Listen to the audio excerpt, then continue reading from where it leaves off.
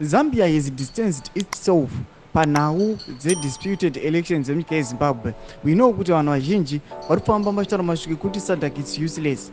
Panapa tinoona kuti maactivists emunyika yezambia auya akataura pachena zvikanzi no, when you say Sadc is useless, please may you kindly exclude Zambia. Vachiti Zambia, we did not include ourselves pakucommemorata kana pakuinaugurata mutungamiri wenyika yezimbabwe. Sambira mashoko abuda chinyogo panapa noti bva subscribe like utina on the bell icon. Tipina pahendo yaJoseph Kalimbo anyora achiti Zambia since KK has stood with the Southern Africans.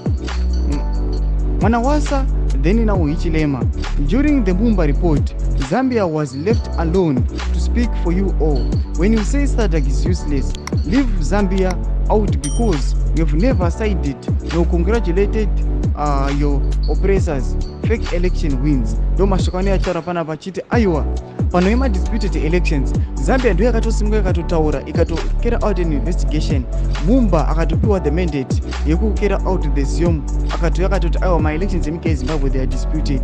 Vanoyatsara mashoko achiti muri yezimbabwe mupana muchidada neZambia noti takamira nemi panguva yema disputed elections. So when you chant mashoko ekuti Sadc is useless, please exclude Zambia. Noda kuti Zambia ndio iri kutomira nemi iri kutoda kuti itobudirirawo senyika yeZambia. Tudze mafungiro enyu pene comment section miri moti kudi pamusoro mashoko anaitaurwa naJoseph Kalimbo, a prominent activist. Noti bva subscribe or like utina on the bell icon.